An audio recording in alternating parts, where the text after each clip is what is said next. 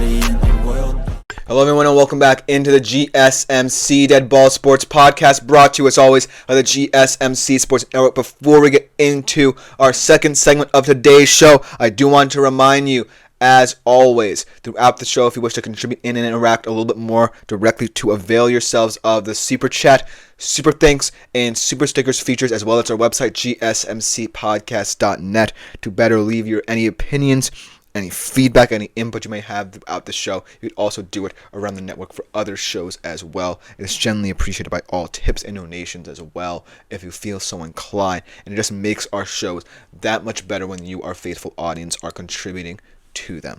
Without further ado, let's get into a hockey segment here, giving a little bit of an awards watch update here. I know that we're still in the thick of hockey season. We got Four Nations coming up. Should be an exciting kind of in-season tournament before we get into the stretch run towards the playoffs. But I do want to update you on who currently is leading the pack in terms of these very important trophies, especially the big ones like the Hart, the Norris, and the Calder down the stretch. Without further ado, let's just jump right into it. Talk about some of these players here, especially for the Hart Trophy, because a couple of months ago you would have said the leader for the Hart Trophy in terms of his level of play was Kirill Kaprizov. He was leading the league in points at the time of his injury, but ultimately, because of this injury, he's only played 3 games this month, and he's going to be out for the long run because of surgery on that lower body. And so now this race completely opens up. You have a lot of good skaters out there, but the number one candidate that has emerged, and I think would be fascinating to see win, is perhaps the best goalie in the league over the past couple of years, Mr. Connor Hellebuyck of the Winnipeg Jets, who many view as the best team in the league. And here is why. At the time of my writing these notes, at the time that ESPN released the article I'm basing this off of, the Jets had 37 wins. I believe they're somewhere around 44 to 45 right now, but don't quote me on that. And at the time of the writing, Hellebuyck had 33 of them and counting. He leads the goalies, all goalies, in save percentage at .925 and goals against average at 2.04. And when ESPN released this article, it wasn't necessarily even close in terms of the first place votes on the ballot. He earned 25% of them, and he has been perhaps the most consistent player, one of the most consistent teams in the league thus far. And it sucks to see a guy like Kirill plummet because of this injury, but he's not going to have the necessary games required to potentially even be on the ballot. So, as much as I would love to see a young guy like him win, I don't necessarily think the Minnesota Wild have the biggest profile, much less so than the Winnipeg Jets right now, and because of this injury that has befallen Kirill Kaprizov. Then in terms of other candidates, before I get into other candidates, this is an impressive stat. Should Connor Hellebuyck win, the NHL hasn't had a goalie win the Hart Trophy outright since Carey Price in 2014 to 15. So he will be making a little bit of history there. Not in 10 years, not in a decade, has a goalie won. And he was also last season's Vezina Trophy. This will truly cement him, if he does win this award, as perhaps the best goalie of the past 2 to 3 years, maybe even 5 years, if you look at his run to get Winnipeg to where they are right now. But in terms of other candidates, you have Leon Draisaitl, one of the league's top goal scorers. I still think he leads the league, I believe, in goals. And Nathan MacKinnon. And I think that if you look at their play and how they're uplifting their teams, especially recently, I do think that they could be interesting candidates, because if you look at MacKinnon, he leads the league in points, and there's a 22-point gap between him and the next highest scorer, Cale Makar, defenseman on Colorado, and he did win the Hart last season. So he definitely has the profile, but in also recent history, the NHL hasn't awarded a player back-to-back Hart trophies since Ovechkin in 08 and 09. So either one of these top candidates, Hellebuyck or McKinnon would be making history or mini history with their wins. And then in the terms of Draisaitl, he is second in points to McKinnon, leads the NHL in goals, and he did win the Hart previously in the 19-20 season. He does lead the NHL also in goals scored above replacement and wins above replacement.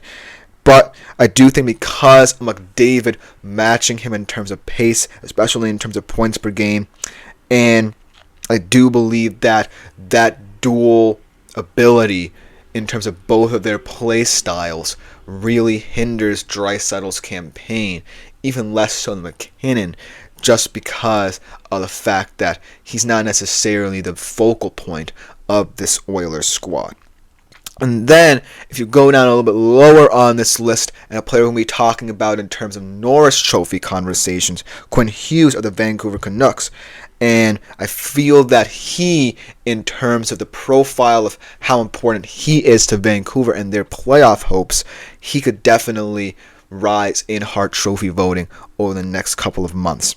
And I do feel that he's doing more with less in terms of leading defenseman in points, in terms of not necessarily having the most ice time, only 25 minutes and 18 seconds per game for Hughes.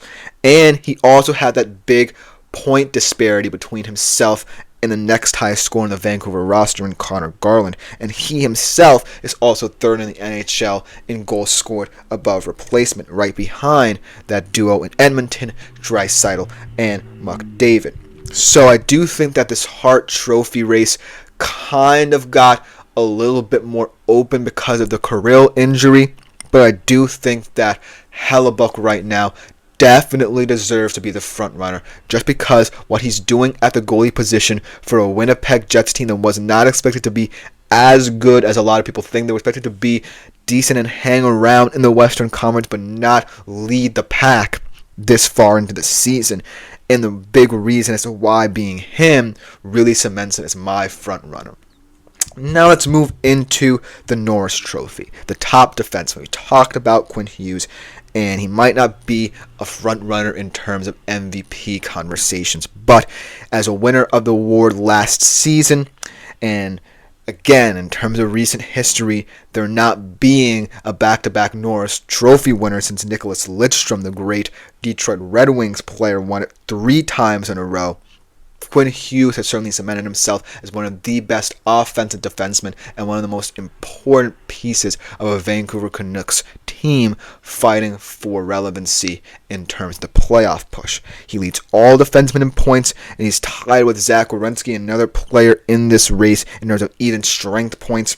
And he does not see significant time in the most important aspect of how you can assess a defenseman, which is the penalty kill, and he only averages 10 seconds shorthanded per game.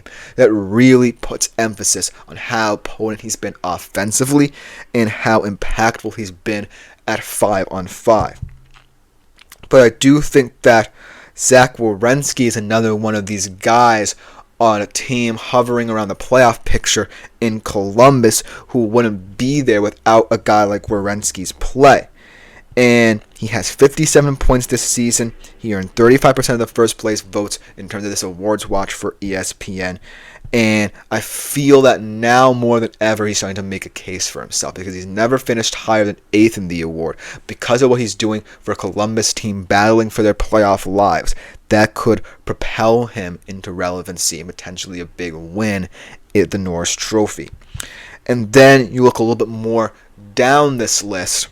You have a guy like Cale Makar, I feel like, who's always going to be in this conversation for no matter how long he's in the league. He's second in terms of scoring with 58 points in 54 games. The Avalanche gave up much fewer goals per 60 minutes than either of these teams as well. But because of the fact that the Colorado Avalanche is such an excellent team, does that hinder him a little bit, make him part of a more collective whole? Whereas Quinn Hughes and Zach Werenski are outliers on their team and are carrying their team scoring-wise in terms of proficiency on that side of the ice as defensemen. I don't necessarily know if that really compels me to include Cale Makar in what seems to be a two-horse race, even though his numbers are impressive and the Avalanche's defensive numbers are more impressive as a result. But I think it comes down to Hughes and Werenski just because of the profiles of their teams and how they're elevating them with their own play. And then last but not least, perhaps the easiest award right now to select in terms of the NHL, the Calder Trophy. It's gotta be Macklin Celebrini. Shout out to my man Trey, a friend of mine from Fordham's radio station, big Sharks fan who's always been hyped up about this guy. He had 90% of the votes last month. It's down to 60%, but still, considering the fact of how Macklin Celebrini has raised the San Jose Sharks' profile from a team that had no talking points, no topic of discussion whatsoever within their squad to one of the most hyped teams in terms of the long-term future, I really feel, without a doubt, a guy who is going to elevate this league for years to come. So let's talk about him in terms of stats. 16 goals, 21 assists in 42 games as of this article's writing. He did miss a little bit of time with injury. He scored 11 of those 37 points on a power play. And to put that in perspective, the Sharks are the 26th ranked power play unit in the league. So that's pretty impressive. And most importantly, his .88 points per game would put him in the top 15 since the 2008 season for rookies. And now that Mikael Granlund, which was one of his big running partners, was traded to Dallas, he's going to be forced into a much more prominent role down the stretch. So his scoring production is going to go up, his efficiency is going to go up. And I feel like that's going to really propel him. There are some guys in here. Matvei Michkov had 34 points in 52 games. Wolf is a standing rookie goalie for the Flames, had a 19-9-2 record as of this article's writing. Tied for 5th in the NHL in save percentage, but it's the Macklin Celebrini show in San Jose and in the NHL in the long-term future. So look out, world, because this guy's on the come-up. But let me know what you think about the NHL Awards. I do think that it's going to be an exciting stretch run for all of these candidates. But coming up next, we talk about MLB. Bregman, the final domino to fall potentially in this free agency period. Where will he end up if he ends up anywhere? Find out what I think after this short break. Looking for your daily fix of sports talk without having to pay for it? GSMC Sports Network is available on YouTube.